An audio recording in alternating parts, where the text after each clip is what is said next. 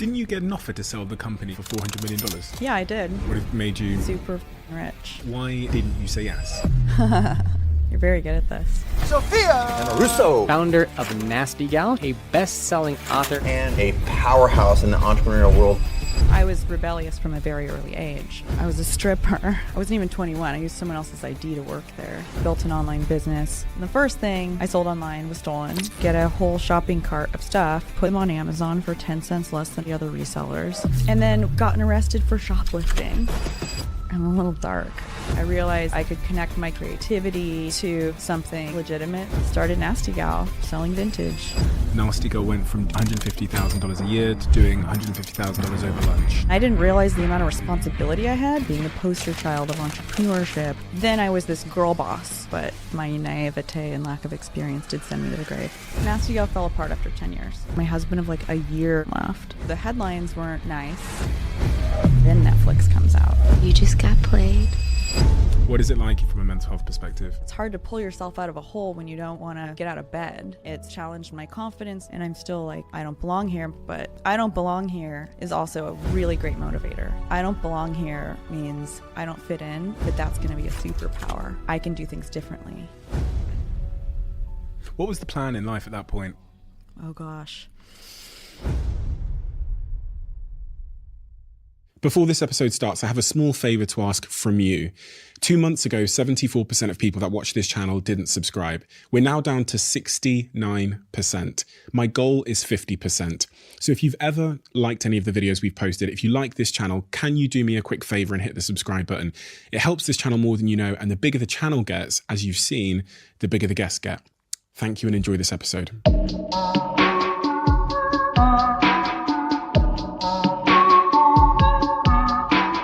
Sophia, take me back to those suburbs in San Diego and give me your earliest context. Wow. I was born in San Diego at Sharp Memorial Hospital. Only child, eternally an only child. I think wound up having the personality of probably 7 children and the challenge of maybe 7 children for my parents.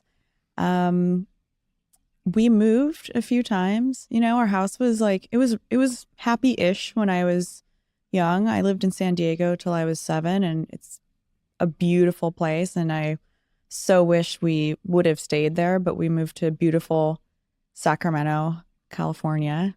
And that was really the suburban experience where, you know, when you're a little kid, you don't know what a suburb is, and chasing the ice cream man is great. But once you get older, living in the suburbs, if you have any amount of curiosity about the world, the homogenous, you know, nature of living in the suburbs is something that totally crushed me. I knew there was more out there, and I didn't know what it was, but I wanted out from a very early age. What did you want at a very early age when you say you wanted out? Oh yeah. What did you want? Yeah, I wanted out of my family home. It wasn't happy. My parents didn't get along. I was playing referee, you know? Really? Yeah. At what age? Starting at like 10 or something. I mean, yeah, it wasn't a super happy place. And they didn't get along. They didn't always agree on how to raise me. And I think when your parents, you know, everybody's relationship has issues, and not everybody's, but most people's parents, you know, sometimes don't get along. When you have a sibling, I think you can go be like, that's funny, or they're whatever, let's just go play with Legos or something like that, or let's go ride bikes. But I think being isolated in a house that wasn't super happy as an only child made it worse. And I just remember so many drives, silent car drives, where I was in the back seat alone, and I just remember like the silence and the light of the street lights like washing over the car, just in silence, with my parents in the 2 front seat. Yeah, they were really like only affectionate after like an argument, and even then it was like, I don't know, hand holding or something. They were very strict as well. I had to beg to go to a boy's birthday party in 6th grade. We weren't super religious, but my mom grew up in the 50s in a Greek Orthodox household. Just not puritanical, because that sounds less cultural than Greek Orthodoxy, but strict, you know. What about money? A lot of arguments happened in my household when I was younger because of money. Yeah. I mean, my dad did loans, and my mom sold houses, but tract homes in the suburbs. And they were both working with builders and banks and manufactured homes. And so on the weekends, by the time I was, I don't know, maybe 10, my mom was working in the model homes that are all kind of dressed up, and you can tour them and pick your manufactured home and change a couple things. And there's like a fake keyboard in there and just all kinds of funny things to play with. And then, so I was with my dad on weekends, and they both worked entirely commission. So I've never seen either of my parents work for a salary. And my mom's dad didn't work for a salary, and my dad's dad owned a motel, and they all grew up on a motel. So there's like generations of my family who wouldn't necessarily call themselves entrepreneurs, but they're people who ate what they killed, and that's what I witnessed. Money was good, I think, when I was like, you know, when we were in San Diego. And I think it got tougher over time. I remember very vividly being in a credit counselor's office. I just can't believe they brought me, but there was I don't know where they would have put me, watching them cut up their credit cards, like cut their credit cards in half and put them in a clear jar with like other people's cut up credit cards, and file for Chapter 11. Bankruptcy. Yep. Did you know what was going on? No. I still don't know what happened. I don't know. As an adult, are you able to look back on that first sort of chapter of your life and figure out how it had a lasting impact on various elements of who you are today? I think it allowed me to, even though it was so challenging younger in life, to learn how to assimilate into different environments, to, I guess, entertain myself independently, to realize that authority was like, adults were not trained to be parents and weren't any further along with their maturity sometimes than I was at my age. You know, I looked at teachers and thought, wow, you know, you have domain expertise, you know some stuff, but I can tell that like you're morally bankrupt and I don't trust you. And why have I been put in your, you know, in your hands? I think the thing that had the biggest impact on me is how critical my dad was. So he's half Italian and half Portuguese, and his dad was a mean, mean guy. And my dad's very charismatic and I love him and he's super chill now. But when I was young, he had a lot of pressure on him and he didn't really have the best model of what a great parent looked like. And I can't say he was a bad parent. You know, he did his best. I know that both of my parents did their best with the materials that they had, the ingredients that they had to be parents. But it instilled in me this unfortunate, but also very fortunate, always peeling back another layer of the onion, examining myself, but also a real internalized drive to do better and a self-criticism that has worked very well for me. That's been challenging. It's challenged my confidence over time, but it also has been a superpower to, in some ways, I don't know, in some ways hold myself accountable because I'm always, I almost want to say second guessing myself, but also very, in a very, I guess someone said Jesuit way at one point, but a way where I can see both sides of everything, you know, challenging my doubts and my ego. But the problem with that is sometimes it's hard to differentiate between the two. What is, you know, fiction and what isn't, and what of my self-critiques are accurate, because I want to be, and I think I am a pretty self-aware person. And even with the things that I'm not great at, I'm like super proud of that because I've got a ton of advantages and things that I'm really great at.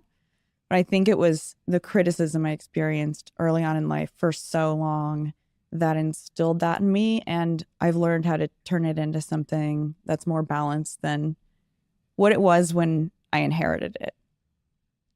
When you inherited it? When it was handed to me. And the first time the it was model handed. I had, the level of critique that I had that didn't have the counterpoint that I'm able to provide for myself. You're talking about your father here? Yeah. He would critique you? Yes.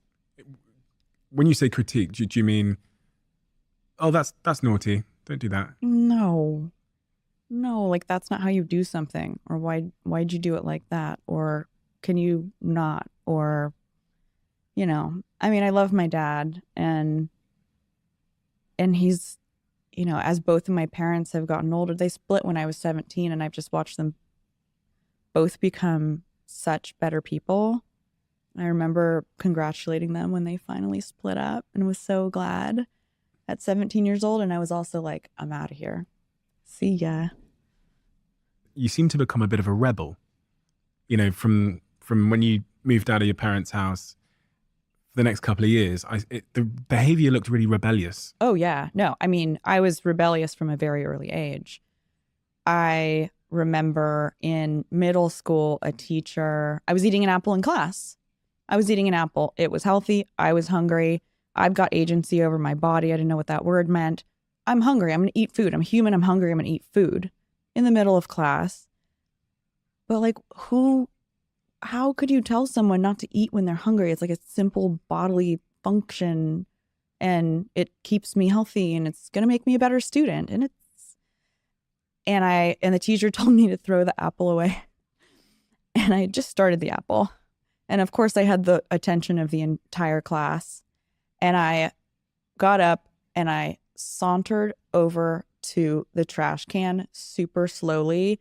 And I just ate the apple all the way to the core, super fast, finished the apple and was dink in the trash can. So I was like that. If someone said not to do something, I did the thing that they didn't say I couldn't do. That was similar. It was peripheral. You're pushing the... Yeah. And then by the time I got to high school, I was going to the Anarchist Book Fair in San Francisco. I was sure capitalism was, the worst thing ever. I was very angsty. I thought that adulthood, it's funny, there's a Netflix series about my life, and the first thing that the character says is adulthood is where dreams go to die. And it's so weird to reference your own Netflix series. Who does that? But that's how I felt. I wasn't trying to be a child, but I also didn't want to go work in an office. I also wasn't ambitious. So somehow along the way, that lack of desire to live a conventional life became something that turned into ambition, because not even ambition, just curiosity, something that I was good at, and, eventually built a business.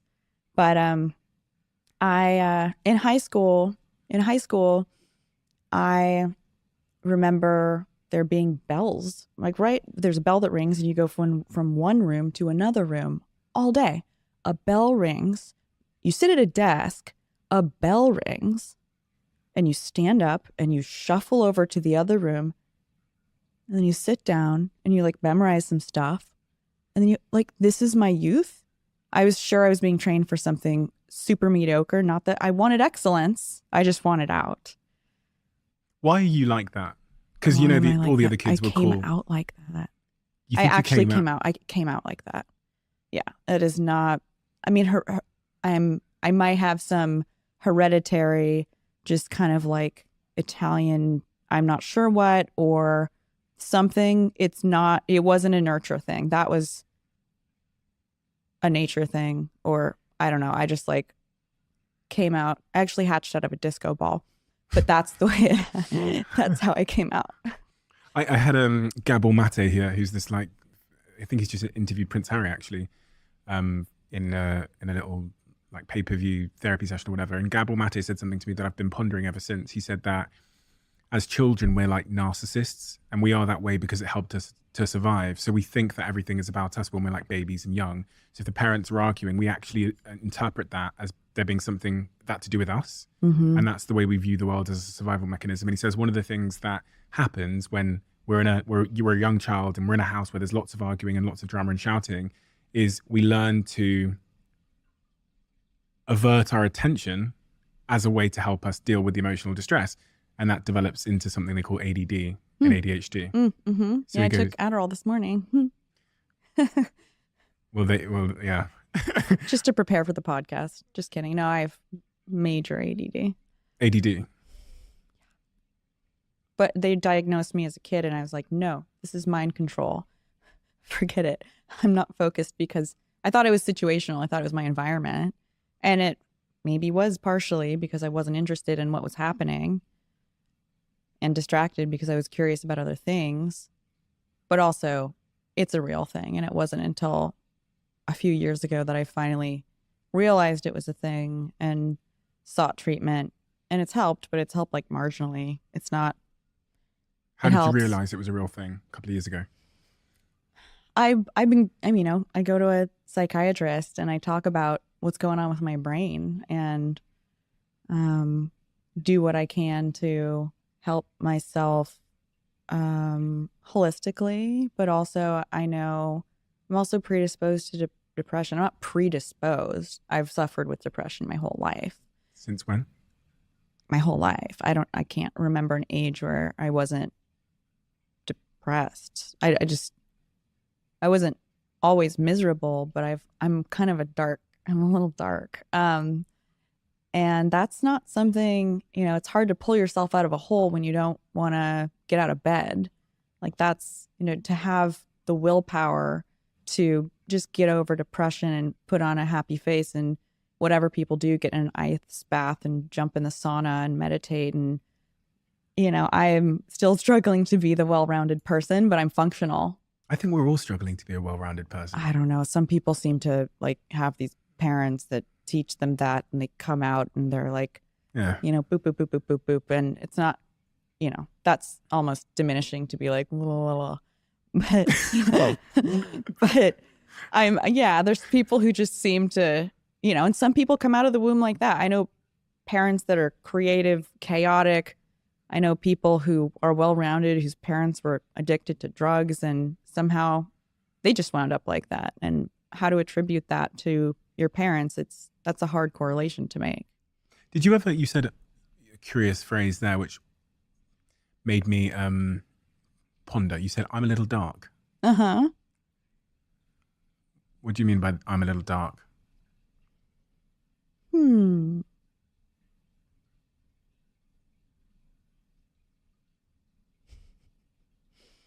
Why are you giggling? You're making me think you are a little dark. I am. I'm not evil. God. I'm not a witch. I guess I've just, like I said, I've struggled with depression. I'm not a bubbly person. I'm not someone, as a child, my mom has said, you only laughed when something was really funny. I think kids run around like laughing and smiling because they're like children or something, but I had to have a reason. I'm not sure why, and it's still kind of like that. And maybe it's, I don't know, as an adult, it's become something that requires, it's just being genuine, and maybe I'm not impressed. Maybe in general, I'm just skeptical. You went to see a psychiatrist when you were 16? Oh, I went to see a psychiatrist when I was like 10. I mean, Really? I was in therapy when I was like 10, 11. With what symptoms? Trying to be diagnosed. Like, what's wrong with her? Why can't she stay on task? Why is she so weird? Why doesn't she get along? Why is she distracted? So I have report cards that say, chooses to disturb others, doesn't stay on task. It's stuff like that. It was like, I was always like, not paying attention, curious about something else, engaged with something else. It wasn't always to be rebellious. Sometimes it was very good-natured, and I would get in trouble for things that I didn't think were bad or intend to be bad. But it was also just a very willful, independent thinker who didn't fit into a traditional educational environment. And, that's something, for whatever reason, seemed to be needed to be diagnosed. But then I was like, no, I'm not taking Wellbutrin, and I'm not What's going to that? take, it's like an antidepressant. I didn't take it. I was like, no, I'm not taking any of this. When did they, In what high, age were that you? was by high school. So you were know? 16ish around that time when they. Yeah, 15, 16. And I was like, I don't feel like myself. I feel wired and weird. And I got I think I got Ritalin, and someone tried to buy it off me in like high school. And I was like, what? I don't even get it. And I was like, I'm just throwing this stuff in the trash. I didn't. And then so you get diagnosed and prescribed an antidepressant at 16ish. Mm-hmm. Your parents break up at 17ish. Mm-hmm. You leave I move out. You move out. I move out at 17 before I graduate high school. I was homeschooling, so I got my diploma in the mail. I thought the most embarrassing thing would be to wear the cap and gown. I was like, what is that? I don't understand. What's the tassel? Why do you have to wear a robe? What is this robe? I wouldn't have been proud standing in a group doing some group thing. I'm not a group person. Even though I've built a lot of really powerful communities, I don't assimilate well into groups. And I think groups are responsible for the most heinous things in like human history. So, so I moved into a closet. You moved into a closet? Under the stairs for $60 a month. With a sleeping bag. Stairs? These guys that were like in bands and artists who I'd met going to shows because I was really into music and went downtown in Sacramento and saw music. And what was the plan in life at that point? Was there a plan? You know, you're like 17, 18. Nobody told me there was a plan. I wanted to go to, first wanted to go to Reed College, but that was expensive. But then I wanted to go to the Evergreen College. So by the time I was 18, I had moved to Olympia, Washington to get residency to go to this state school called the Evergreen State College, which is a super duper hippie state school that's interdisciplinary and there's no majors, to the point of it not really being worth going. But if I was going to go to college, I was going to go to a place like that. But even state tuition was expensive. So I lived in Washington State for a year to get residency so I could go to that school. And by the time I got residency, I was like, this school's not going to do anything for me. You described this chapter of your life as being very lost. Super lost. I was looking for I kind of hate this word, tribe. I was looking for people like me. I thought I would find people like me and then all would be well, like, some Disney character that, Ugly Duckling, or someone who loses, they're lost from the wolf pack. I don't know what these movies are. And then they find their family and people understand them. And so from the time I was 17, I moved from downtown Sacramento to Olympia, Washington, lived in two places there. Seattle, lived in two places there. San Francisco, lived in one or two places there.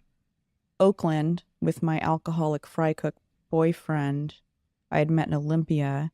We couldn't get jobs, and my parents were like, yeah, we can't help you with college stuff. So then we moved to Portland. I was a stripper. I was lost. That's an interesting turn of events. Yeah, that was an interesting turn of events.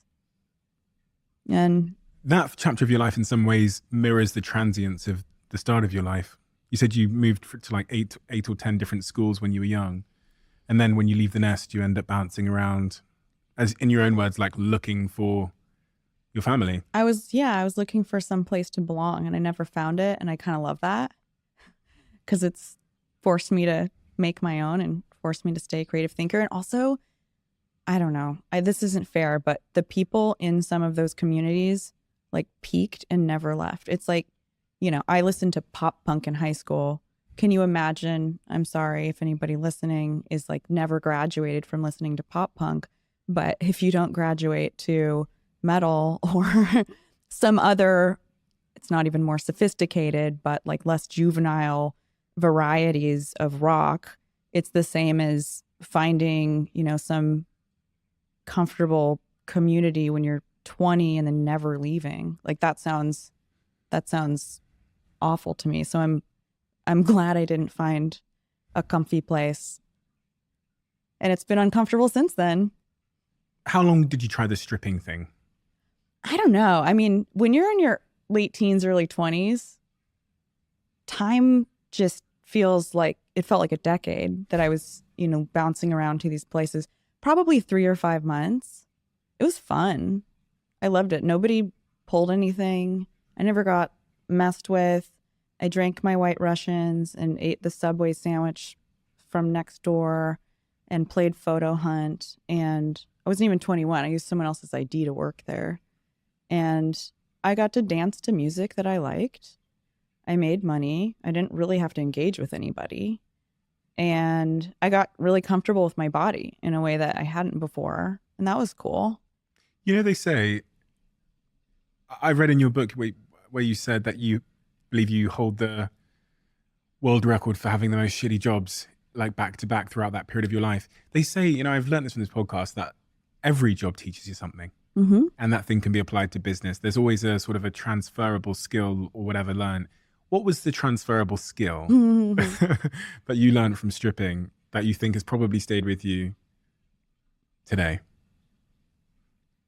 I think that even though I didn't have the upper body strength to be the traditional one upside down swinging around, what I could do, it was like shuffle around and whatever was enough, and still charismatic enough and still great enough to entertain other people. And then being comfortable with my body. It's like exposure therapy. I was the girl at 18 who would like make out with someone, and then if I was like naked or something, I'd like put on my clothes to go to the bathroom or something. I was like I didn't sleep with anybody till I was 19. So I was kind of late. And by 20, I was stripping in Portland. That escalated quickly. I'll tell you the crescendo of that experience. So dating Wade, the alcoholic fry cook who was 10 years older than me. I was on birth control. I went off birth control for like one day, and we were hardly even, engaging in the way that someone might like get pregnant, like so briefly, like that day. And then no other day. Sex. And you're like, yeah, I'm like, I don't know. I don't know who's watching. And I wound up pregnant. So I'm like 20, maybe 19. And I went to the sliding scale women's clinic, and it was the only day I could get in, but it also happened to be the day of my court date because I had gotten arrested for shoplifting.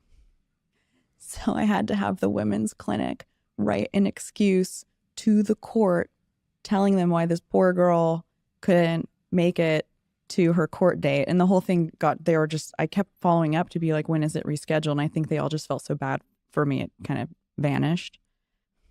But that was like, okay, no more shortcuts. It wasn't like, I'm going to go be a CEO. But it also just taught me that breaking some rules puts you in other people's hands. And I was, being arrested. I'm not as autonomous as I would have liked to have been. And, even with stripping, to a certain extent, it was a shortcut. I was trying to evade, like, working hard, but it was also a lot of fun. But that was a low point. I've had lots of low points. But at least it's like this, right? It's been like this.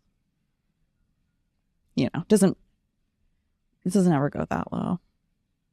There's clearly a slight issue here with authority. And it feels to me like the ultimate authority, which is the law, eventually was like, you can't fuck with us. We're not the teacher. Yeah, it was like, okay, like maybe just figure out how to get along, It wasn't like, wow, I'm going to go have a career and do everything. I'm going to just do everything differently. But also, I just didn't want to cut corners. I didn't want to end up not in control of my environment or stuck in jail or something stupid. Shoplifting. Mm-hmm. Why'd you make that sound? I don't know. It was fun. What was your favorite thing to steal?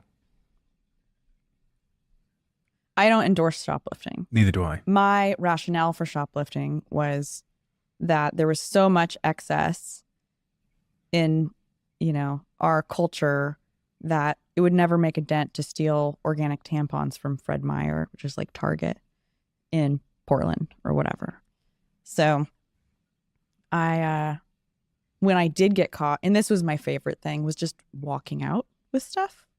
So I would get a whole shopping cart of stuff. I had a little teeny tiny little razor thingy. So I knew where the sensors were and I would cut them off if they were there and pile a shopping cart high and just walk out with no bags or anything. I did it at grocery stores. I furnished apartments. I walked out of places with like literal rugs this high, just walked out because nobody expects you to be that like obvious about it. They're looking for somebody who's like putting stuff in their pockets. And when I did get caught, I had like a George Foreman grill, I think a basketball, organic tampons, some food, really nice shower curtain rings. They were metal and then they had like ceramic. They were heavy and they had like a ceramic thing that said hot and then the other one said cold. And I was like, yes, this is luxury. It's worth jail time. So that was, yeah. And, I built an online business. And the first thing I sold online was stolen. So another thing, and I learned this from people who were professionally trying to like avoid getting jobs and participating in capitalistic culture, which is a privilege. It's lazy. I was really young and I just didn't want to work. It was some kind of quasi-political lazy excuse for just not working hard. Anyway, I learned from some of the best. I had a friend who had written a book called Evasion, literally. And I would go into Barnes & Noble and they had a no chase policy. Like I knew what the policies were at these places. Because if their employees chase someone shoplifting, it's going to cost them way much more if they get like knifed or something than it would for them to lose a few books. And so I would go on Amazon and I would look at the best-selling books. This is in 2002, 2003. It's like, and even look at the ratio of most expensive book to least pages so I could stack them, as many of them as high as possible. And I would just walk to the front, like the front of the store would have all the bestsellers in huge stacks. And I would just like pile them high. I look like an employee, like who's carrying a huge stack of books. I was right in the front of the store and I just like walked to my car and I'd put them on Amazon for 10 cents less than all the other resellers. I'd sell them overnight. I'd ship a media mail and I'd pay my $350 a month rent. Why weren't you scared? I think I was. But it's when you get scared that you get caught. And it's when you hesitate, you fail. It's the same thing. If you're snowboarding and you're like, uh-oh, it's kind of icy. Let me look down. You're just like, catch an edge. If you're surfing and you look at the nose of the board, right? So even that taught you a life lesson. I guess. That job also. I'm not proud of this. I was really young and I was finding my way. I never stole from individuals. That was like not on thesis for me. Can justify it. No, I couldn't justify it. I would never feel comfortable doing it. But big box retailers, I was like, Over the last couple of, how long? Maybe 4 months, I've been changing my diet, shall I say. Many of you who've really been paying attention to this podcast will know why. I've sat here with some incredible health experts. And one of the things that's really come through for me, which has caused a big change in my life, is the need for us to have these superfoods, these green foods, these vegetables, and then a company I love so much, and a company I'm an investor in, and then a company that sponsored this podcast and that I'm on the board of, recently announced a new product which absolutely spoke to exactly where I was in my life, and that is Huel. And they announced Daily Greens. Daily Greens is a product that contains 91 superfoods, nutrients, and plant-based ingredients, which helps me meet that dietary requirement with the convenience that Huel always offers. Unfortunately, it's only currently available in the US, but I hope I pray that it'll be with you guys in the UK too. So if you're in the US, check it out. It's an incredible product. I've been having it here in LA for the last couple of weeks, and it's a game changer. Ladies and gentlemen, our newest brand partnership will come as no surprise to regular listeners on this podcast. The first episode of 2023, I was joined by the incredible Professor Tim Spector to hear more about his work at a company called Zoe, using data to understand our bodies better so that we can live more fulfilled, higher potential lives. Zoe was born from the truth that our overall health is impacted by our gut health. By helping you to understand how your body is working, Zoe can help you to reduce your risk of long-term disease and increase your energy levels. For me, this is the future. And that is why I became an investor in the company. And that is why they are now a sponsor of this podcast. You can read up about everything they're doing, and you can pre-order your Zoe program at joinzoe.com. And they've been kind enough to offer an exclusive 10% off code CEO10. So you can put that code in at checkout, CEO10. Thank you so much. Let's get back to the episode. So by this time, you're getting a little bit acquainted with the internet and selling things on the internet, clearly, because you're selling stolen stuff. Yeah. Vintage. Mm-hmm. Why vintage? Why did you start to sell vintage clothes? Yeah. So by 2006, I had gotten some real jobs, after I'd worked in shoe stores and record stores and photo labs and Subway again. I dry cleaners. How did you get on with those jobs? They didn't last very long. I like jobs where you alphabetize things though. So record stores, photo labs, bookstores. I like paper. Makes me feel important for some reason. Mailing things. I don't know. It worked out with my eBay store. And the last job I had was in the lobby of an art school in San Francisco at 79 New Montgomery Street called the Academy of Art University.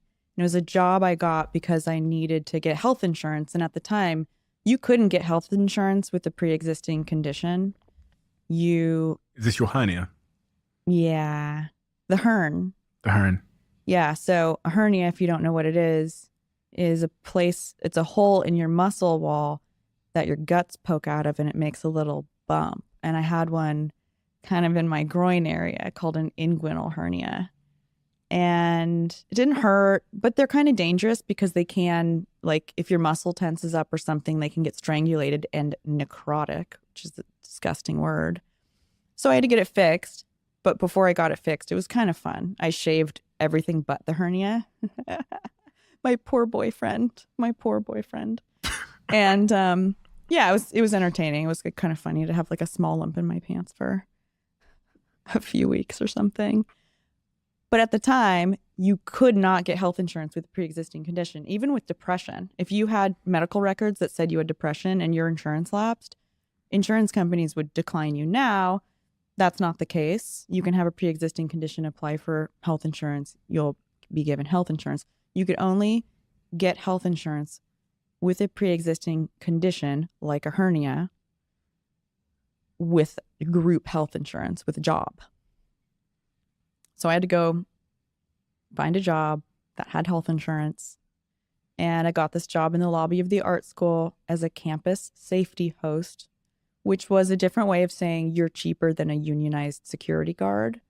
And I wore a starchy white shirt. It was like a men's clothing. I had to wear this awful uniform with like a magnetic thing here that had my name and the school's logo on it, and check students in and say, hi, you need to sign in. Can I see your ID? That was. Were you doing anything sort of criminal at this point? My job, no. So all of your money came from that job and. Yeah. And so there was a 3-month waiting period for health insurance. And while I was there, I had some downtime in this lobby, and there's a computer. And there was no Facebook or Instagram at the time. This is 2006. And I was starting to get friend requests from these eBay sellers on MySpace.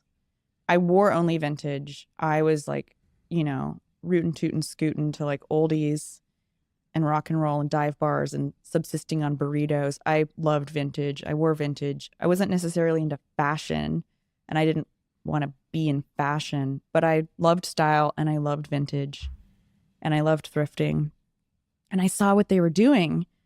And their auction prices were crazy. Like I thought Haight Street was expensive because I had shopped at thrift stores and found great stuff and saw what their auctions were going for. And these were actual prices that the customer was determining. They would start the auction price at $9.99 and these things were going for like $200, $300. And they were just making it look like something that Sienna Miller, some boho at the time, it was like boho, Olsen twins, Sienna Miller kind of vibes.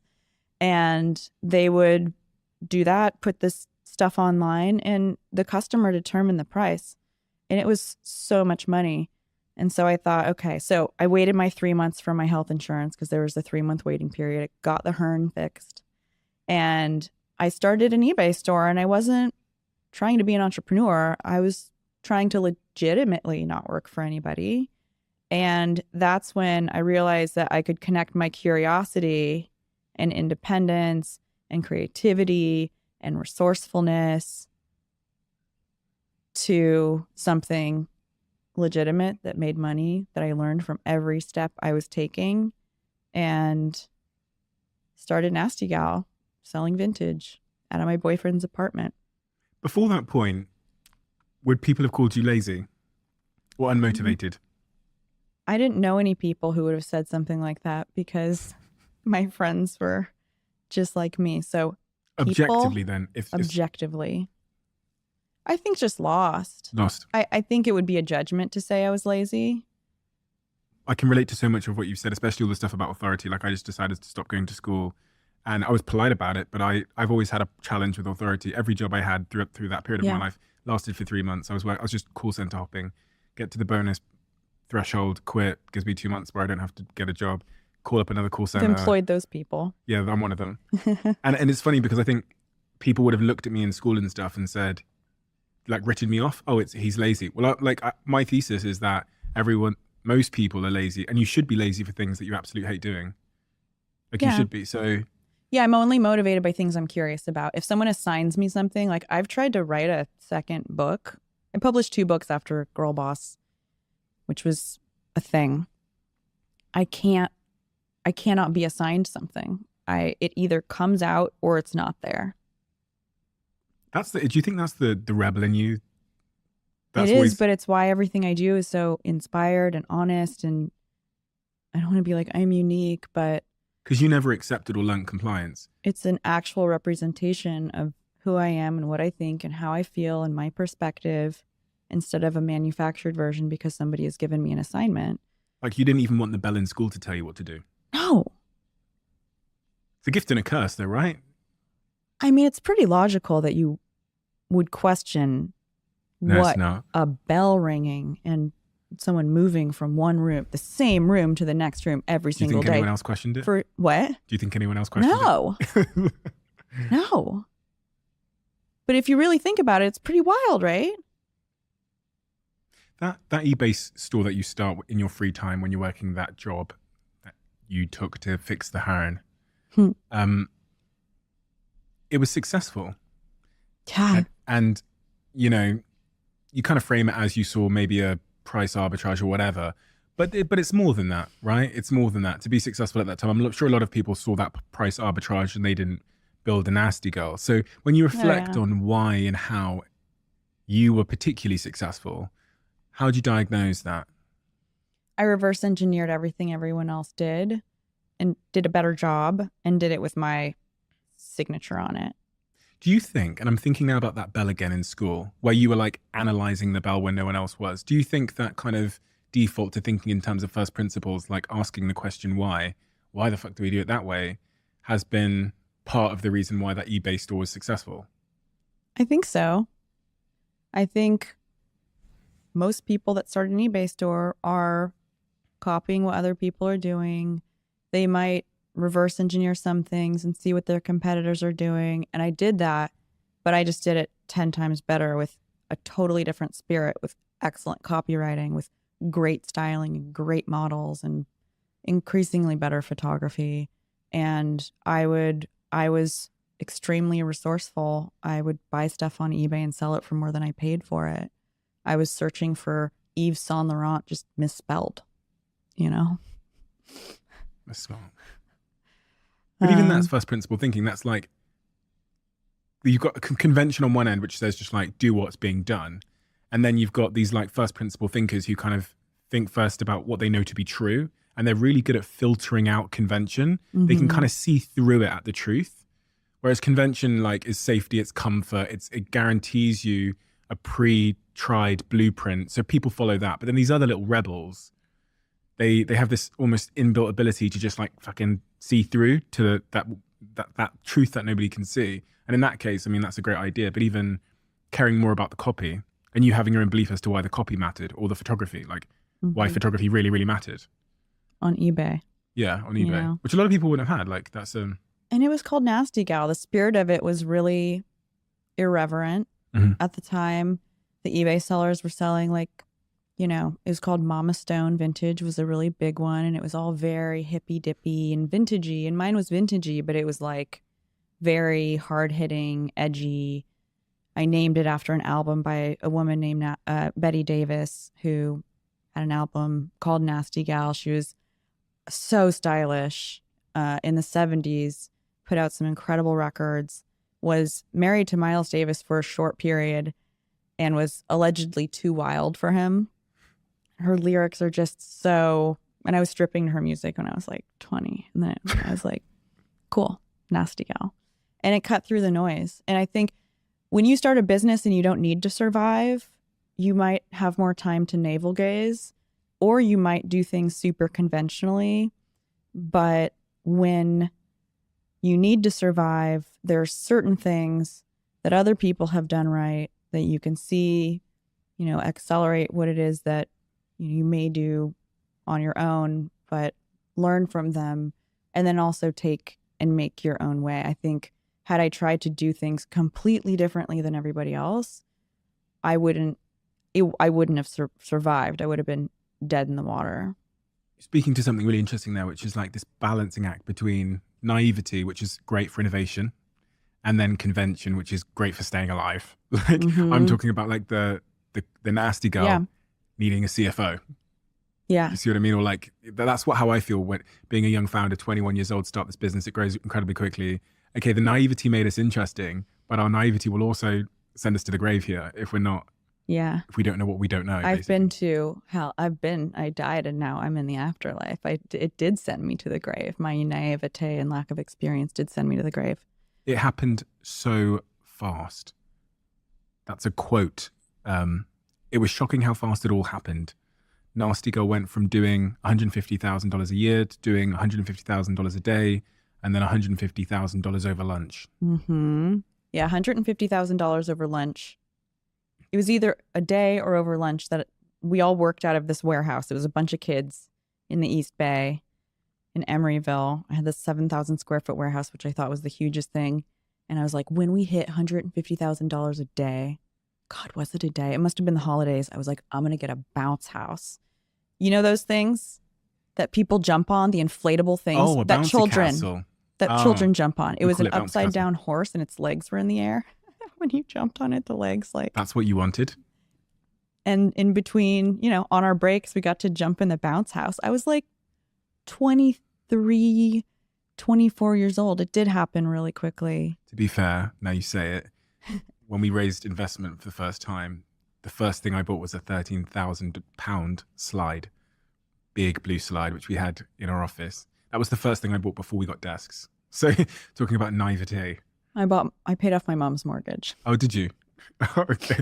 I couldn't do that with investor capital, but No, it wasn't with investor capital. No, it was the first time I made money. Yeah, my slide was with investor money. Okay, yeah, no.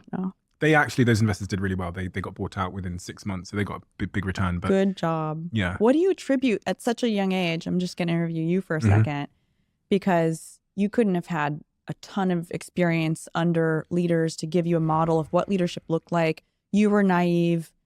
I couldn't empathize with the people I was managing because I had never experienced leadership, and I just showed up and I did what needed to happen and what I said I was going to do. I didn't understand that people needed to be held accountable because I held myself accountable, especially C-level executives and grownups whose careers were longer than I had been alive. Like, how did you do that at such a young age? Well, I think I messed up. I think like for the first 2 years, I hired people that were very, very inexperienced. And I reflect and I go, I think I did that because I thought they were easier to manage. And I couldn't fathom the concept that I could hire someone who was 2 times my age and 3 times my experience. And they'd want to come here and be with us with our slide and dogs and tree and basketball court and ball pool.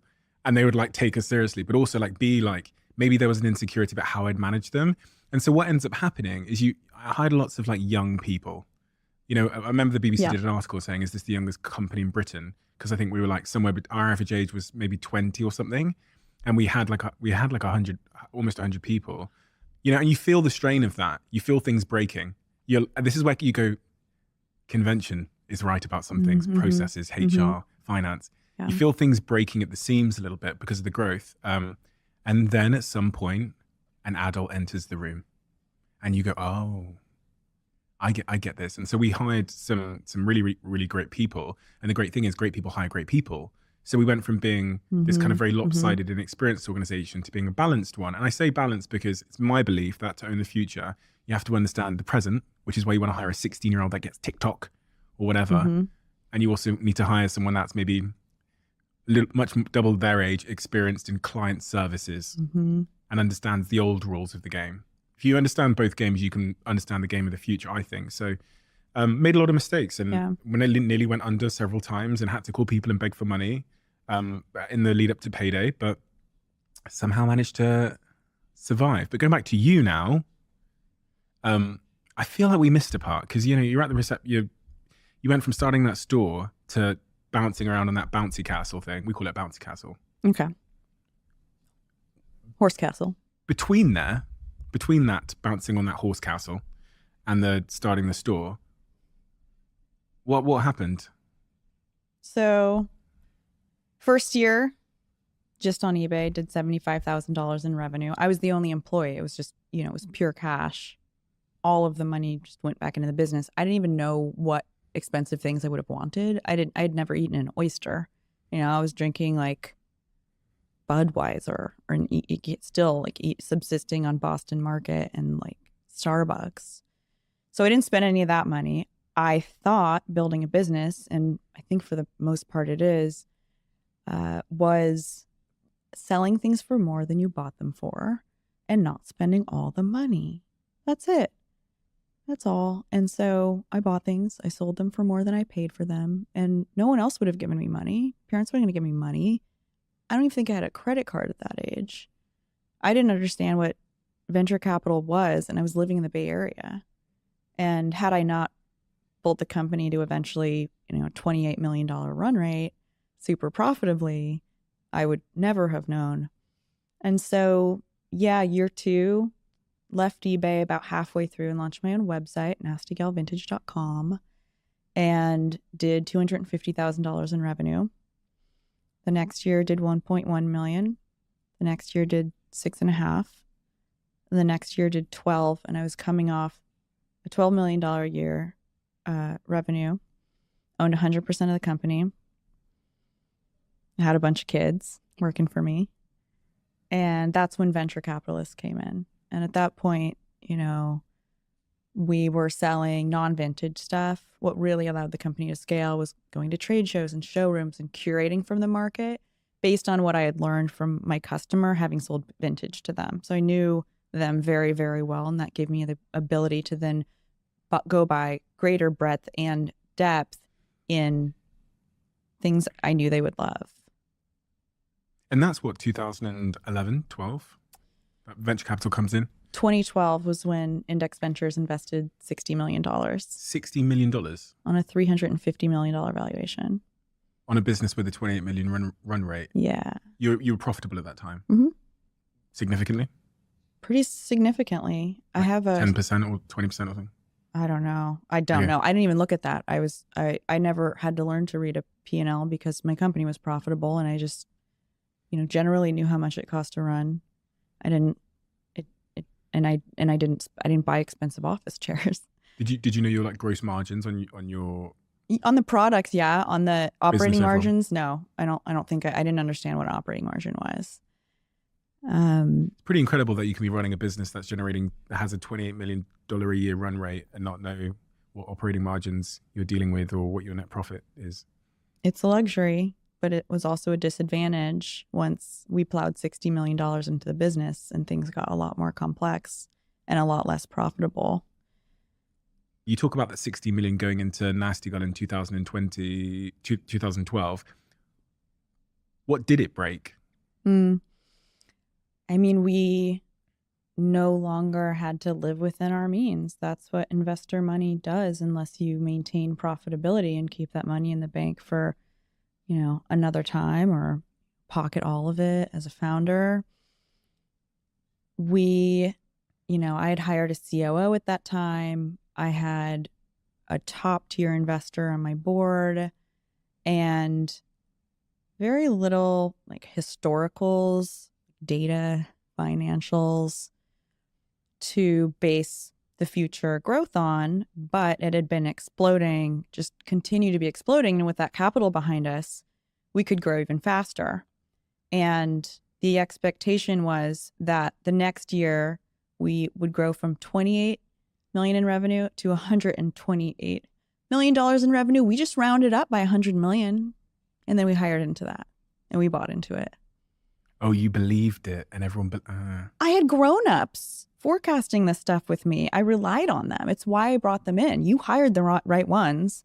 Clearly, I didn't pick the right ones, or I'm not sure what happened, but I remember sitting in a room with them and us deciding, I didn't push for it. This wasn't, we're going to just grow by $100 million this year. And someone put a plan together, and we hired 100 people. It was like the Tower of Babel. You know that story?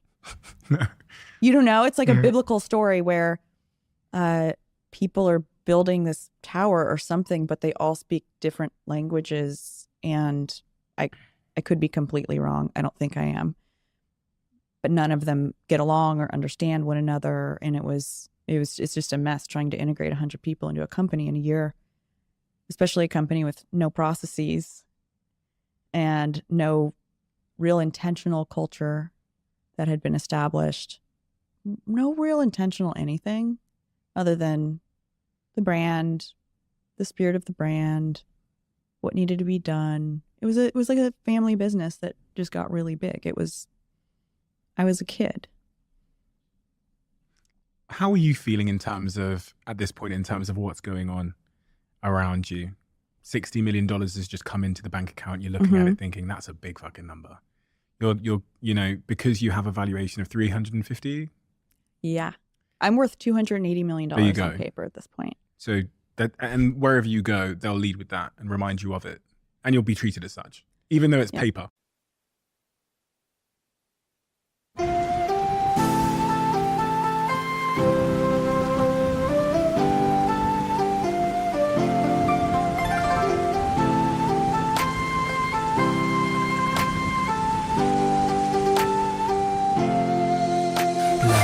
Trời đổ cơn mưa rào, em đi câu biệt ly còn chưa chào, quên môi hôn nắm say cái nắm tay, quên những ái ân lẫn giận hờn vừa trao. Em ơi tình đầu còn nhiều bỡ ngỡ, sao lại đành lỡ dở. Anh không biết sóng bắt đầu từ đâu, nhưng sóng quá lớn thì cuộc yêu vỡ bờ. Em ơi giấc mộng chưa thành đã dở dang, ngậm đắng nuốt cay nhìn trời mà thở than. Có lẽ nhân duyên sắp đặt sự lỡ làng, anh không bằng lòng nhưng đâu thể gỡ gạt. Vài kỷ niệm nhật ký vẫn ghi chép, vài đoạn phim còn lưu lại chi tiết. Đớn đau nào não nề như khi biết đoạn kết thê lương trên dòng sông ly biệt. Em ơi chờ đợi cả thanh xuân như cánh hoa 10 giờ, vẫn y nguyên cảnh vật nhưng chúng ta bây giờ đây thành người thừa. Chờ đợi cả thanh xuân như cánh hoa 10 giờ, vẫn y nguyên cảnh vật nhưng chúng ta bây giờ đây thành người thừa. Chẳng bất ngờ về chuyện đời hợp tan, chỉ chưa quen khi chơi với ngập tràn. Ai mang đi chân yêu rồi đập nát, để lại khúc nhạc buồn giữa trời đất âm vang. Người hữu tình dốc gan ruột vì nhau, cho đến cuối cùng thì có được gì đâu. Đem cho đời phải trang sử bi sầu, giữ cho riêng mình một con tim dì máu. Đối diện câu chuyện độc thoại nội tâm, nhiều thứ anh cần học lại nội dung. Giá em ở đây trách móc phải lỗi lầm, thì cuộc đời anh các khóc lại đối xứng. Vì ai nên mang thanh xuân này vô định, kẻ hữu ý nhưng kẻ chỉ vô tình. Anh giống như Mr. Fantastic, bởi vì hạnh phúc của anh biết vô hình. Em ơi chờ đợi cả thanh xuân như cánh hoa 10 giờ, vẫn y nguyên cảnh vật nhưng chúng ta bây giờ đây thành người thừa. Chờ đợi cả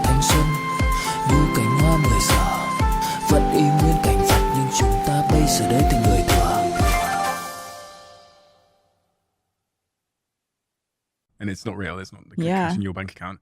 How does that make you feel when you know, then they put you on the front cover of Forbes? Yeah. How does that make you feel? It was a blast. I didn't do any of it to have glory or go on a victory lap, and I wound up with it and I embraced it and I had a lot of fun. It distracted me. You know, the book in 2014 turned into a phenomenon. You know, it was champagne clinks for some milestone with the company or new hire, promotion at any given time. People would come up to me and say, congratulations. And I had to ask which thing they were congratulating me for.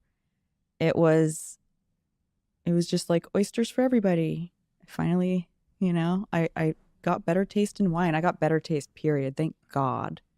But now I spend less money with a good taste that I had to spend a lot of money to acquire. A lot of my own. But did you feel like it made sense? Like the image that had been built of you at the time, that the world is now like, oh my God, is that what was going on inside? I think it made sense. I think it was a freak show. I was a community college dropout who bootstrapped a business to $28 million in revenue, super profitably. You know, investors came out of the woodwork, you know, top tier ones anointed me as someone who could pull it off. And I didn't know what I was signing up for or what I was supposed to pull off, but it was considered a rags to riches story. And Imposter syndrome. Any of that? for sure. Yeah. I mean, I still walk in rooms and I was talking to your team and I was like, oh my gosh, you guys have really big people. I hope I can keep up. I say like a lot. I'm intimidated. I hope I can provide some value. What are the comments on YouTube going to say? Is this going to be a valuable conversation? I really hope people like it, you know? And she was like, what? You wouldn't be here if that wasn't the case. What are you talking about? You're great. But I get nervous, right? I get nervous on stages and I'm still like, you know, I don't belong here. But the I don't belong here is also a really great motivator. The I don't belong here is I snuck in the back door. I don't belong here means I can do things differently. I don't belong here means I don't fit in, but that's going to be a superpower. And I think it's okay to feel like an outsider or an imposter sometimes because you find yourself in places where you have an outside perspective and are able to learn things. Unlike the people who were invited to the table who all showed up there with the same pedigree. And then you get to make oblique connections between who you are, where you came from, and then the room that you just snuck into as an imposter. And that is radical. Would you remove that self-doubting voice if I put a button in front of you and said, you press this, you'll never doubt yourself again? No. That's so boring. I had a coach recently and he was lovely. We did 5 sessions. He was like $5,000 a month. And I was like, taxes.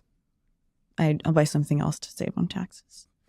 And he was like, can you imagine? He asked me that question. And I was like, but what would I struggle with? Who would I be if I didn't have challenges and I was happy all the time? It's like the scaffolding would fall apart or something. That's a story I tell myself.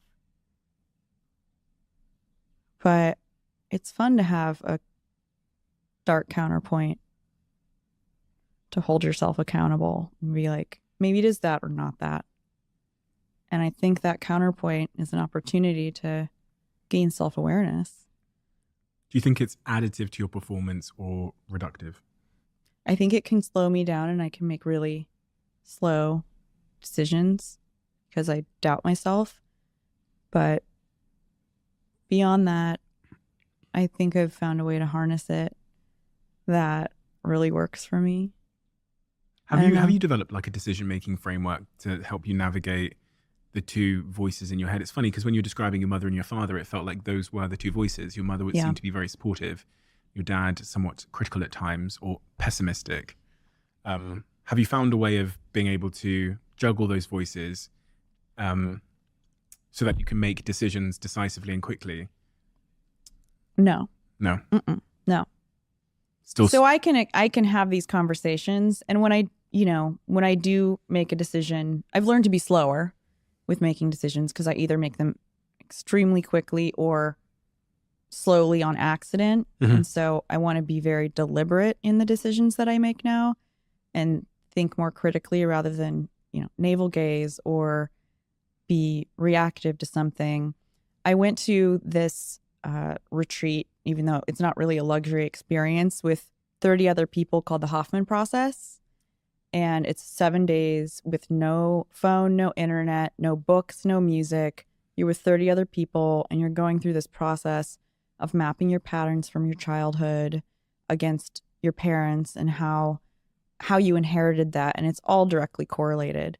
And basically graduating from your emotional child into an emotional adult. Super embarrassing, weird process, like so dorky. And everybody came with something different to work on or what emerged for them. I feel unloved. I feel unlovable. I don't feel unlovable. My thing, and it sounds really weak, was like, I don't trust myself. I don't think I'm deceiving myself, but I think I can rationalize a lot of things to the point where I'll tolerate them too long. And that's gone for relationships. That went for my most recent relationship. And so that's a strange thing. I don't trust myself because I do have these voices. I don't have voices in my head, but I can see things from any perspective and not be totally attached to either one to the point of being slow and asking for too much advice.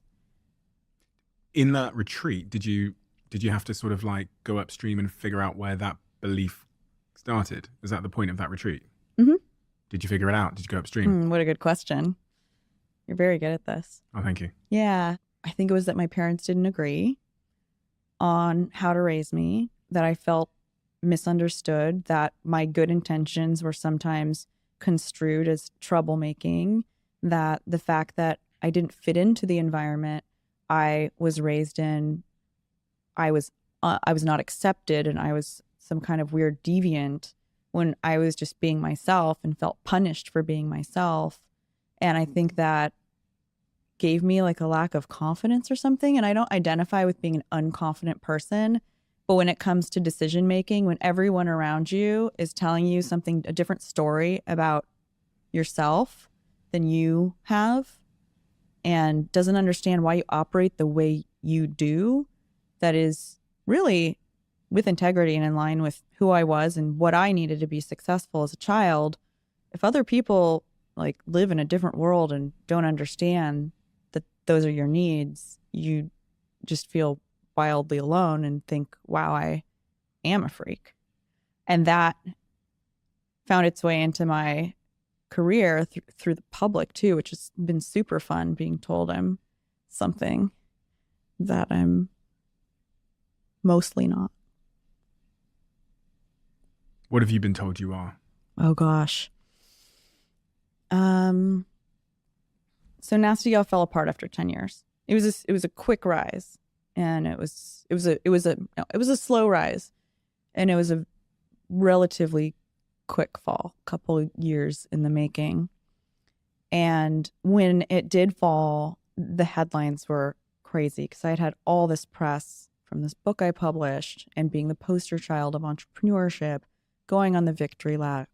National Enquirer had a picture of me, and it said rags to riches, like straight up tabloid American dream stuff, like a caricature. And I didn't realize the amount of responsibility I had to like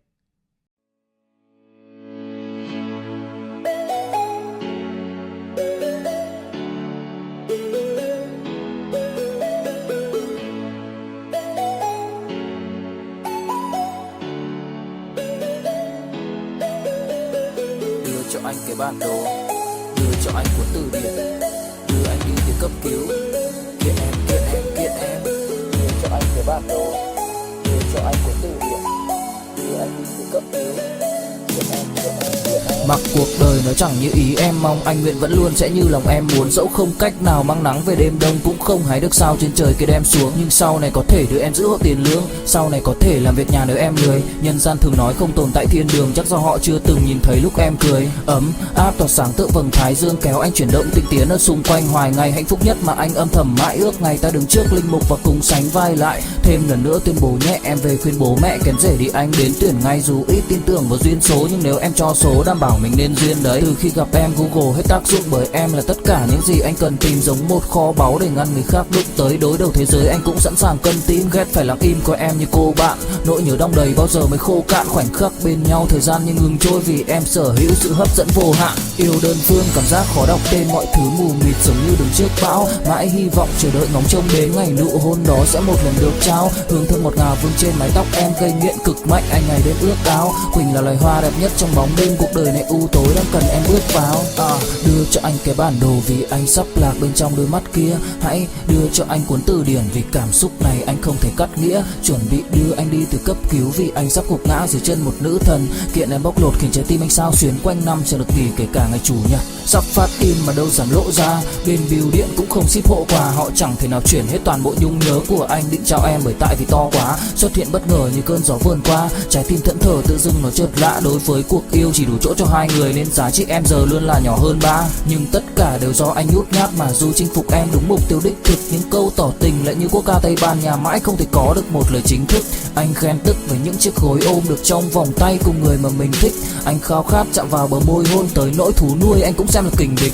Mẹ anh khuyến khích nên đi theo giấc mơ đời mình, vậy anh đi theo em suốt trọn kiếp này nhé. Quyến rũ đến mức bao tấc thơ lời bình cũng khó để lột tả cái vẻ đẹp gây mê. Em làm anh cứ loạn lên, lưu luyến lại càng thêm khi chót phần vương tình, làm thao thức bâng khuâng giữa màn đêm. Tâm trí hoài ngàn năm mãi say đắm hương quỳnh. Yêu đơn phương cảm giác khó đọc tên, mọi thứ mù mịt giống như đứng trước bão. Mãi hy vọng chờ đợi ngóng trông đến ngày nụ hôn đó sẽ một lần được trao. Hương thơm ngọt ngào vương trên mái tóc em, gây nghiện cực mạnh anh ngày đêm ước ao. Quỳnh là loài hoa đẹp nhất trong bóng đêm, cuộc đời này u tối đang cần em bước vào.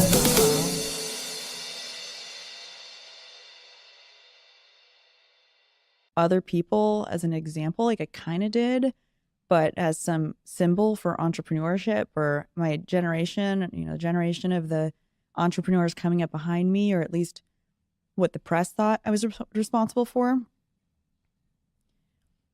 There were headlines like, "Does the failure of NastyGal mean millennials aren't ready to lead?" And it's like, wait, how is one example representative of a generation? And I've also read headlines like, when the Netflix series came out, the worst thing about Netflix's Girl Boss is its source material. Not even the show, just me.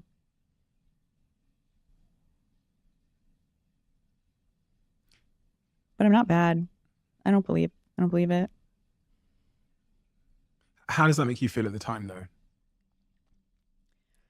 By the time that Netflix series came out, I had been this hero as an entrepreneur. Then I was this girl boss because I wrote a book called Girl Boss, and it was pink, and I was like this, and I looked like I knew what was up, but I was like 27.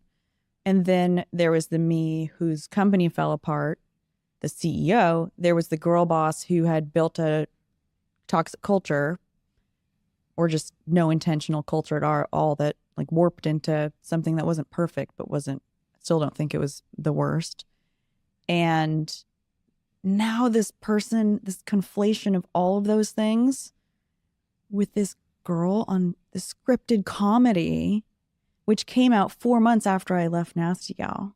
So the biggest kind of personality or whatever identity crisis was, I'm on the cover of Forbes in June, I think, of 2016. July of 2016, my husband of like a year is like, man, I changed my mind. And I'm like, oh my God, that wedding was so expensive. It was devastating, but I'm just like, God, that wedding was so expensive. It was a great party. So in that space of like 12 months, you're on Forbes, husband leaves, Netflix comes out, NastyGal goes under. NastyGal goes under, then Netflix comes out. Ooh. So the show had been shot when things are all like up and to the right. And, you know, we were working through challenges. There had been some layoffs, but the company was still, you know, $100 million a year, you know, not profitable anymore, but a great brand and something that was valuable. And eventually, like fell apart. And that there was really a conflation of the hero, the failure, and now this girl 4 months later who's a caricature of a person I was when I was 22 in a scripted comedy, playing someone named Sophia, starting an eBay store called NastyGal, when for the first time in 10 years in my adult life, since I was 22 years old, I'm no longer associated with the thing that I had built.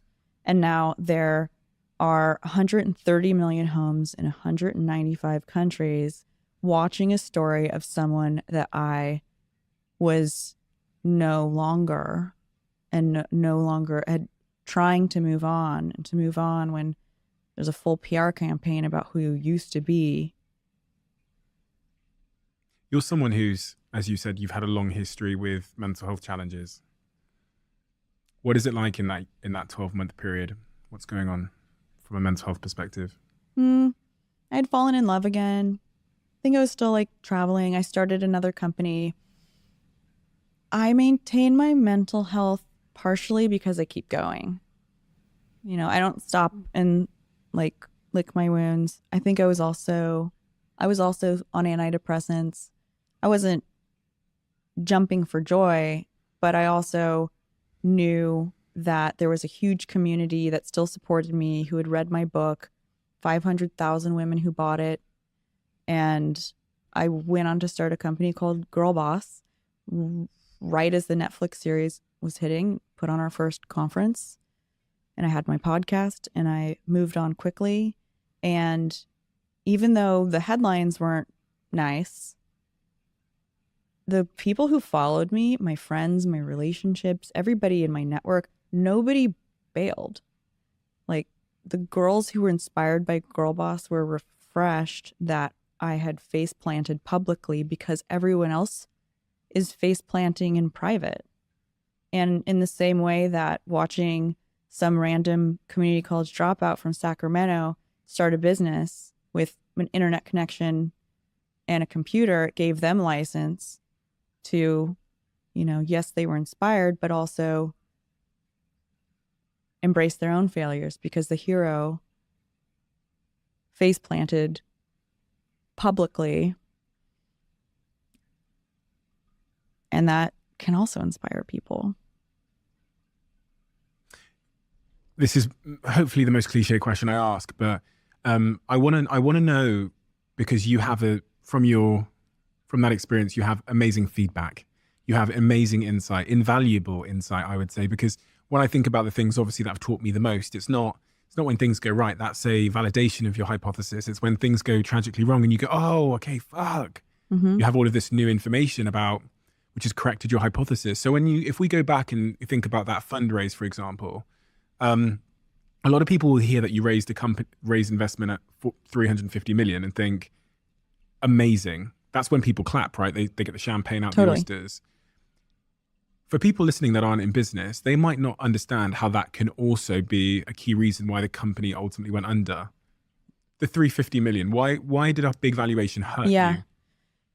Yeah, I think the $350 million valuation, is celebrated as it was and how wealthy I was on paper, was the nail in the coffin. I think it was then in 2012 where we were overvalued, and the expectations that was that the next round of fundraising that we do is at over $1 billion valuation. And so the company's doing, you know, on an upswing to $28 million in revenue. That's like over 10 times revenue. And it's a fashion business. This isn't a technology business. This isn't Uber. This isn't an infinitely scalable marketplace.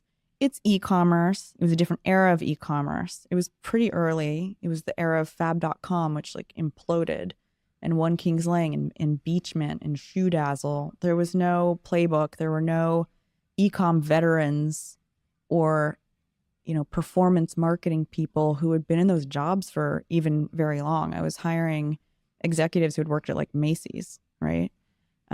Nobody had like e-com. It wasn't called direct to consumer at the time. It was very, very different. There was no Shopify. And we were overvalued. And I didn't know that. I didn't even negotiate, hardly negotiate. I didn't shop a term sheet around and say, I'm going to pick the highest price from different investors. I only had one term sheet and I was like, great, I like you. Index ventures, which are I was like, you're phenomenal. awesome. You get it. What Danny said when he invested was something none of the other potential investors said. And that was, you have a community. And I was like, yeah, we do have a community. But when you have that much money, you don't know there's been a nail in the coffin or that there's a coffin and that like you might be on your way into it or maybe already laying in it, but just several years in the future. And when things are up and to the right, you don't see what's lurking kind of below the surface. So when the tide lowers, right, you see the mud, you see weird crab shells. Sometimes, hopefully not, you see trash. And it's only when things recede that you see the mud that's underneath. And when you're on a victory lap and you're hitting milestones, everything's great and everybody loves their jobs and you're a hero. And as soon as things go a different way, as soon as there's layoffs, there are things lurking below the surface that were dynamics that were already happening that because everything was going so well, were harder to notice. And, it's hard to be a CEO. It's hard to be a founder. I think something a lot of people don't realize is that you only know 10% of what's happening in your organization. I had hundreds of employees. And ultimately, everything was my responsibility.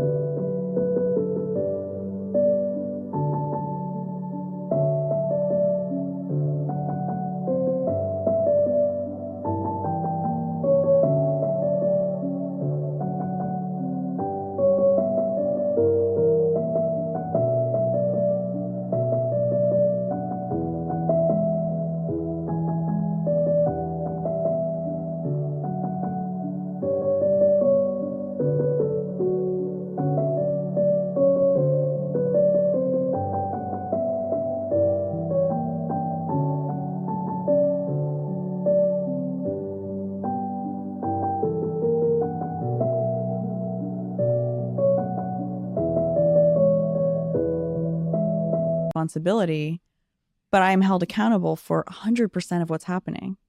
And when something goes wrong or something's mismanaged or someone has a bad experience in the company, the assumption is that I have signed off on it, that is how I want things to be. And these things are happening, cattiness and, fiefdoms and silos and duplications of effort and all the, the entire spectrum of things that are no fun at a fast growing company. I didn't know were happening until we laid people off. And then they were like, hey, we didn't like it there. I'm like, okay. And some of that was totally overblown. But also anything that any employees ever said about me or I've read, even though I don't agree with all of it, has been an opportunity for me to learn and take from that how I could be better, because there's truth to almost everything. Didn't you get an offer to sell the company completely for $400 million? Yeah, I did. I owned 80% of it. So that would have made you, quick maths, I don't know, very fucking rich. Mm-hmm. Super fucking rich. And why didn't you say yes? I went to my investor and I said, what do you think about this? And he said, you need to ask for more. I controlled the board. I owned the majority of the company, but I also took advice from people who I thought knew more from me. But I didn't know that my interests weren't necessarily aligned with the interests of my investor, whose interest is to, whether I'm worth it or not, have a piece of paper to show his investors that says I'm worth, instead of 350, look, they're now worth $1 billion. And they just make up these numbers, and then they can show their people that your company's worth more. And that was in his best interest. And that's what he was giving me advice based on. Are you mad that he said that? I'm not mad. Do you Not wish mad. you made a different decision? Is that a regret? It's a partial regret, but I also know that no deal actually happens. They're not a real acquisitive company. They could have tried to acquire the company. I don't even know if they've acquired anything, integrating it into their company. If I had an earnout based on them, controlling it and me trying to hit performance benchmarks, even if I had sold the company to them, who knows how it would have played out. I would have made a bunch of money. My life could have been miserable, but 99% of the time deals fall through. There's also, in those situations, a lot of people trying to get into the data room. So they make an offer so they can see your numbers and what you're doing and how your business is working out. And then they pull the offer later once they've had a look into the data room and due diligence. Yeah, and then copy you. A lot. Yeah, exactly. Yeah. So we didn't get that far. I don't regret it. But yeah, that was a big thing. For me, that would have been a lot of money. For him, it was just a teeny tiny bit more than what he had paid for it. So that's not it's not much of a markup for him. What is the advice you're giving now to women and men that are looking to start companies that are within your community, the communities you're building within your portfolio companies now that you're an investor? I think I can think of the first piece of advice that I give young founders when they come to me. I'm wondering what your first piece of advice is. I think for bootstrap founders, the advice would be different. For founders in my portfolio companies who are raising venture capital, my advice would be get as far as you can before raising a single dollar. Validate your idea as soon as you can with the ugliest, most basic, quickest thing. Your first product should be super ugly. Get it in front of people and get some idea of whether it's valuable or not before you go raise money, before you even try to market it. Talk to every customer, every potential customer, and bootstrap it as long as you can, if you can, because when investors do come in, your company's going to be worth more than if you would raise money when you just had an idea and were asking for a check. When you do raise money, having a reasonable valuation is important. And a lot of founders optimize for price because bigger price an investor pays, the more ownership the founder has. The more they're worth, right? The more they're worth, and the more eventually they could make if they sell the company. But when you have a valuation that's in line with market that makes you an attractive acquisition, something someone might pay a multiple for, that 10%, say you're diluted down to 10 or 20%, you sell your company for $500 million, you're in much better shape than raising 350 and owning 80% of it and it going to zero or whatever.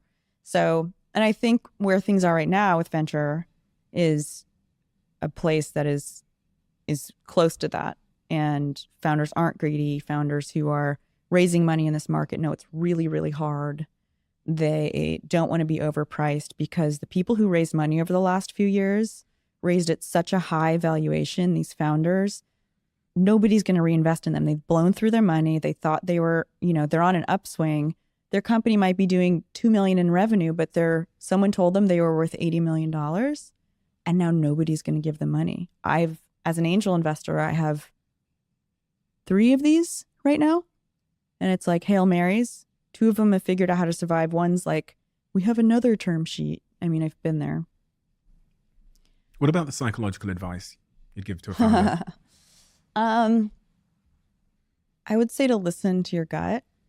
There's going to be a lot of voices around you, and there are people who know more than you and have experience, and you should listen to them, but you should also always maintain and continue to cultivate a voice that when it is able to supersede any advice that anybody gives you. I think it's easy to take all the advice because you're an inexperienced founder. and and to lose touch with your intuition. And it's probably what got you to where you are as a founder, without the money and without the experts. And if you just rely on the money and the experts, you're losing the thing that made what you're doing special in the first place. Which day was your hardest day over the last, since you first started that store on eBay? Is there a day you look back and go, do you know what, that period or that day was just the worst, the hardest, the darkest? Honestly, and it's weird, the hardest day was when my husband left. And I don't miss him, and I don't wish we were still together. I don't really think about him. I mean, that was in 2016, but I had agreed to take a big swing in my personal life and make a huge commitment. And I thought that bumps in the road were like to be celebrated. I thought it was like, wow, okay, you're not feeling great about things. We're going to work through this, and we're going to be so much better as a result of it, because I see commitments as things that go up and down. And if you're in a commitment together, you're committed to working through those things, and it all comes out in the wash because you have that level of commitment to the other person.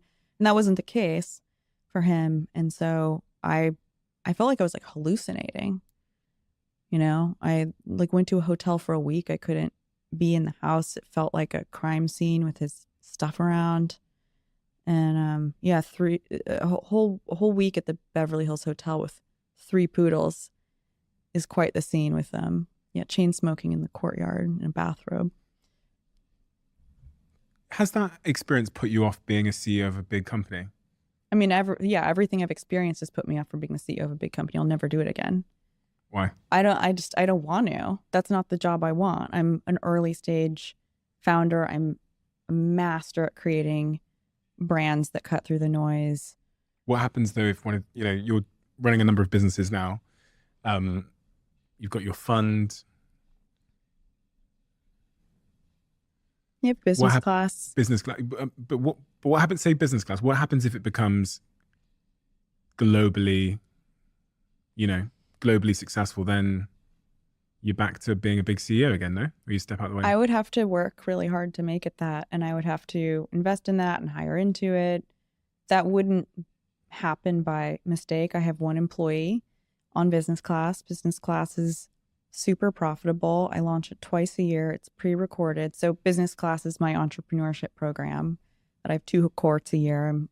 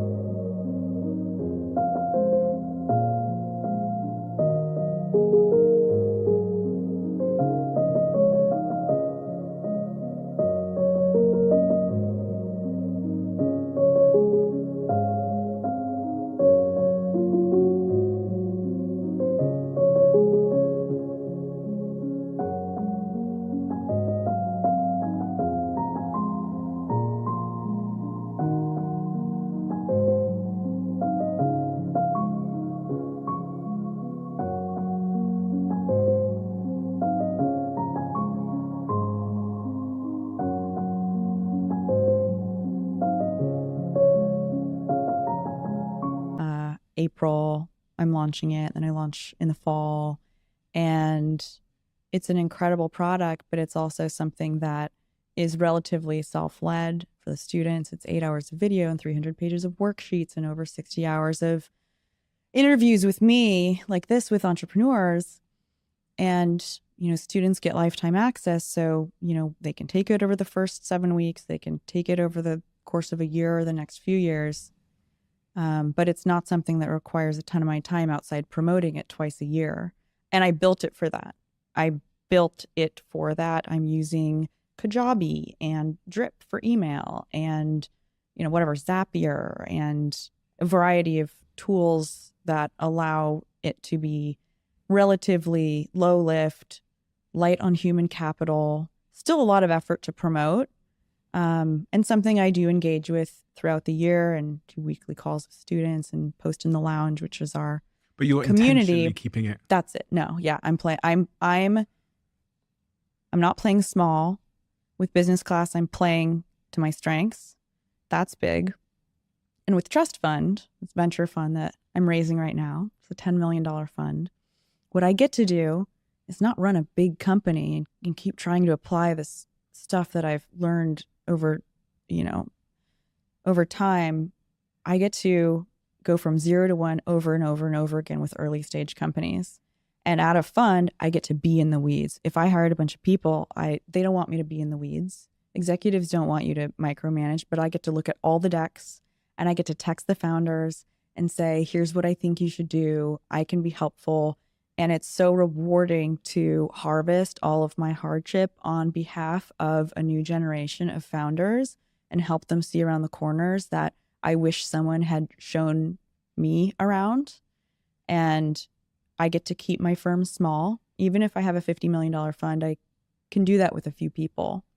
And I'm using the assets that I have. I'm the product. My relationships and my network and my access to deal flow is my product. My expertise and ability to help founders is my product. Million social followers and being able to amplify them is my product.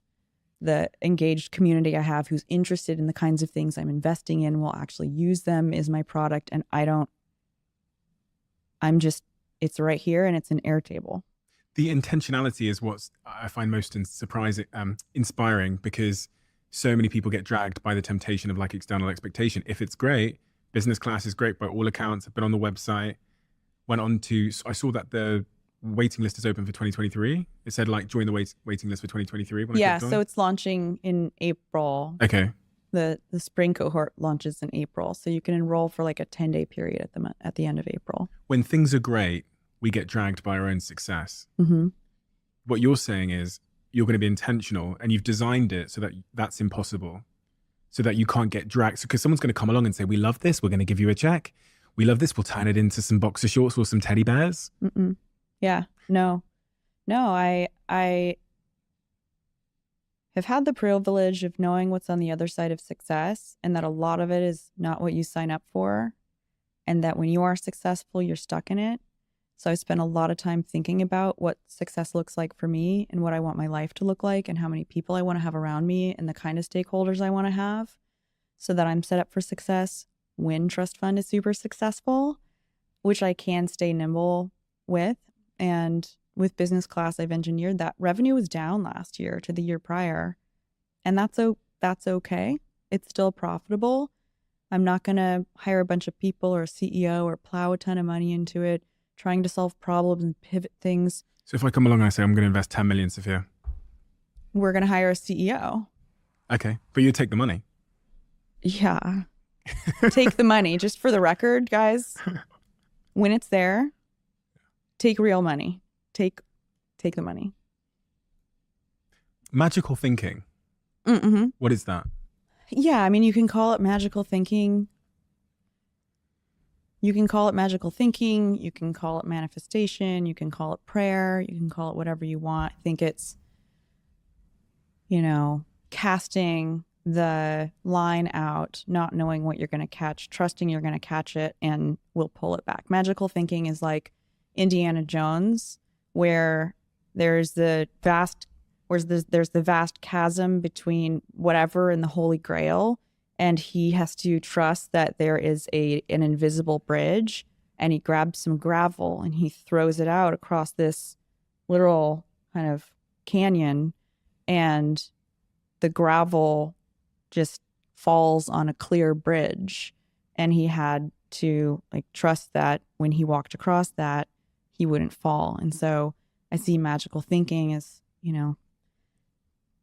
thinking beyond what might be obvious, thinking you're capable of doing things that you shouldn't be, thinking you can belong in places that you never thought you could, thinking you can accomplish things that you're completely unqualified to because nobody's qualified to, being able to see yourself in a life, in a world that's beyond your wildest imagination, and just staying there.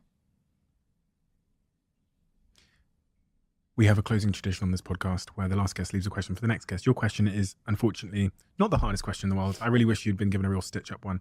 But yours is a fairly straightforward question, which is, what is your proudest moment? My proudest moment is paying off my mom's mortgage. I mean, that I can do that. That was crazy. That was the first thing I did. What about this then? What's going to be your proudest moment? This requires a little bit of magical thinking. Understanding what is meaningful in my life and actually spending time on it. You haven't figured that out? No, there are meaningful things, but what is people have kids and that's like obvious. And I don't know if I'm going to do that. I am super agnostic about it. It's really strange. I'll be 39 in a month. But I think like finding that and hanging on to it. Like what is that? Is there some big meaningful thing that I'm going to find and cling to till I die? You know, and it's easy when it's family or easy when it's a kid and you can create these meaningful things in your life. But what is that going to be for me when I'm dying? What is it? What will it all add up to? I don't know. Sophia, thank you so much for your time. Thank you for the inspiration. You've been an inspiration for me for many, many, many years, and that's why I reached out to you to sit here with you. And you are absolutely a superstar in many, many respects. But, Thank you. You're built for podcasting, but also because of your inclination to be open and honest and vulnerable. You're incredibly inspiring in the stories you tell and the way that you tell them. So thank you so much. It's a real honor to meet you, and I'm equally privileged that you said yes to come and do this. Oh my gosh! No. And I mean that. I'm not just like gassing you up or anything. I mean that. No.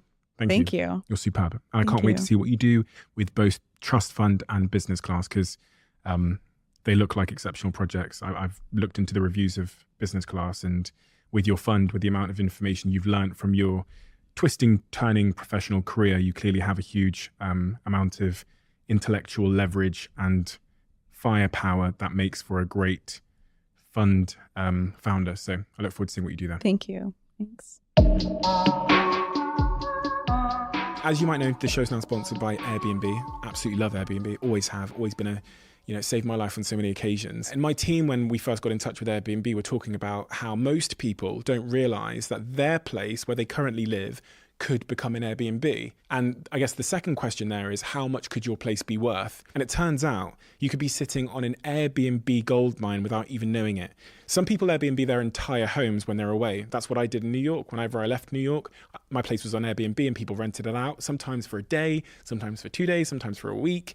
And it's a great way to cover some of the bills while you're away. So whether you're looking to go on holiday, or you just want some extra cash for bills, or you want to buy something nice for a Valentine that you love, whatever it might be, head over to airbnb.co.uk/host and you can find out how much your current property where you live can earn while you're not there. I suspect it might blow your mind, because it certainly blew mine.